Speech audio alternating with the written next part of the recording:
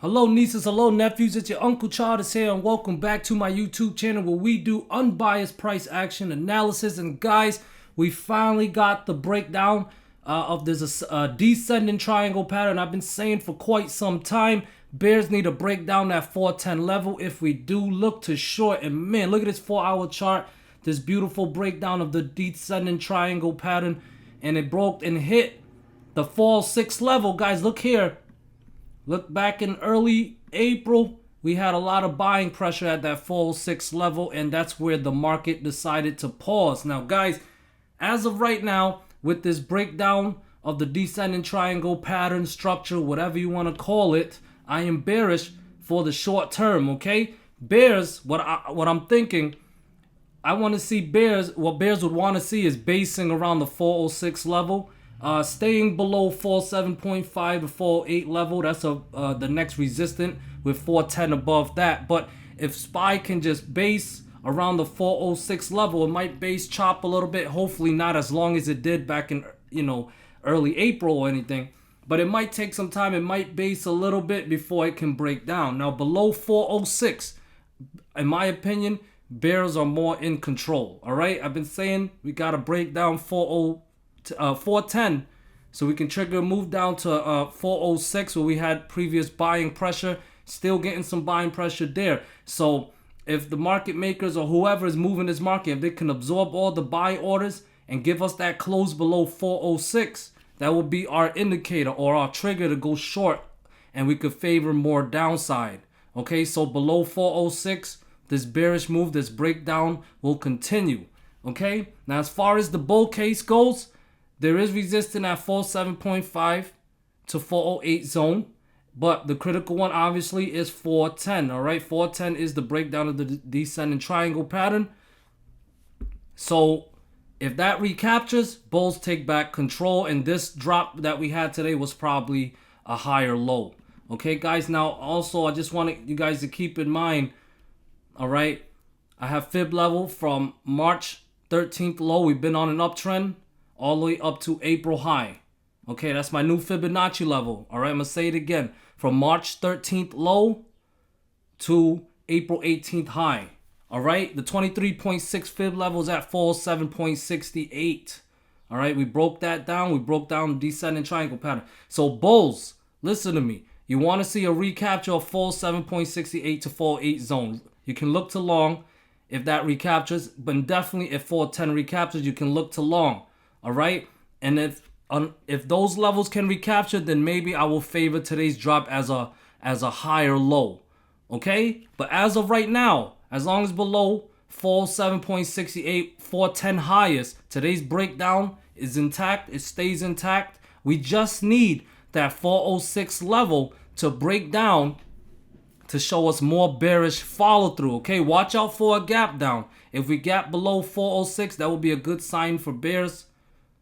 Okay, if we gap below 406, watch where it gaps. You can use wherever it gaps as the resistant level and watch or short the next breakdown of support. Okay, below 406, I have support at 404 and 402.5. Okay, 402.5 is a 38.2 Fibonacci level. That would be very bearish if we lost those levels. Okay, so I don't want to take up too much of your time. 406, loss of that would be follow through and trigger more downside. Okay, bears are bulls need to recapture 407.68 and 410 to be bullish. All right, below 410 overall, I'm bearish right now. Okay, triple Q breakdown finally broke down that 313.2 is level. Okay, you guys see in early April, a lot of buying pressure there. Finally broke that down, broke down the downward channel here. Okay, and also closed below the 311. I had a support at 311. We closed that. That is now resistant for tomorrow. It's gapping up. I think because Microsoft and Google have earnings today. They might have did good. Okay, but yeah. Overall, though, yes, it's bouncing right now in the aftermarket. But for tomorrow, bulls need to recapture 313.2 and 315.3 to break out this downward channel. Okay. So, but as long as below, right now it's not below 311. So for tomorrow, it needs to get back below 311 if it wants to fill the gap at 308. All right, guys. So keep it simple. Above 313.2, possibly bullish again, but needs to recapture 315.3 as well. Below 313.2, still bearish. Watch for the breakdown of 311 if it needs to break down again, and the gap fill at 308. All right, IWM. We had an exhaustion gap here. It kept bouncing off that 176.5 level. Gap below it, then broke down the next support at 174.5. Closing today around 173-ish. Okay, there is support at 172.5. If that breaks down, 170.3 and 168.5 is back in play. Bulls need to recapture 174.5 and 176.5 to be bullish again.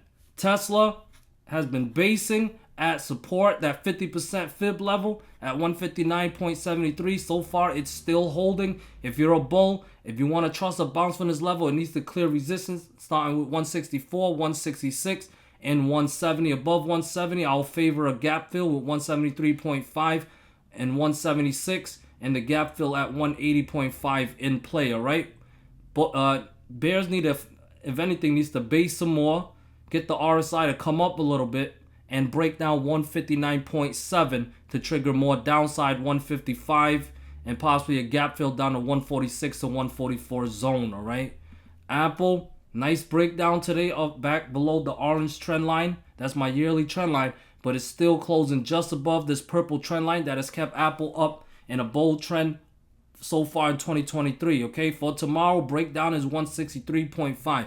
If Apple breaks down 163.5, look to short, guys, with 162, 159.7, gap fill at 158, and 156.5 in play. Okay, can't get bullish unless it recapture the orange trend line at 164.5 to put in 166.5-ish with 168 and 170 above that. All right, guys. So let's look at some inverses. DXY managed to recapture a resistant level at 101.6. So 101.6 is now support.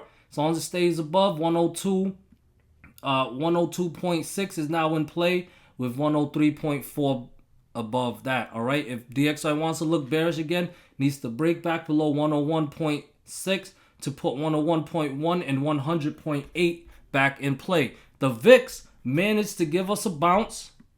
It closed back above the 18.5 level, but hold on real quick before we get too bullish on the VIX. Look at my pink trend line here, starting from the high of March 13th, connecting to March 20th high, and today we got a third test of that. Breakout level is at 1911. Okay, 1911 is the breakout level. Before we get bullish on the VIX, I need to see VIX break out this downward trend line. All right, above 1911 to put 21.2 and 24 back in play. Otherwise, this could be a third test or rejection, and it could go back down lower. All right, loss of 18.5 and 17 support level would be a good indicator that we're going down lower. Above 19.11 would be an indicator that we are going up higher. All right, it's not 100%, but also always manage your risk. All right, now here's the dark pool order. Yesterday's dark pool order was over 2 billion around the 412 level. Today is 3.4 billion, even more around the 412.55 level. So keep that zone, 412 to 412.5 zone, as your pivot level. Okay, that was actually the level around the resistance of the descending triangle pattern. Actually, so interesting that there's activity up there. Okay, so yes. 3.4 billion around the 412.5 level. Give it a zone, 412 to 412.5 based on the dark pool order. Make sure you add that to your charts and label it. Okay, now here's the option flow. Filter for 500K premiums or above. And 51% are leading to calls. Getting some decent block orders here. All right, block orders over 17,000 in size for puts, one for calls. Pretty mixture, okay? 51% to 49%. Not very helpful when it's mixed like that.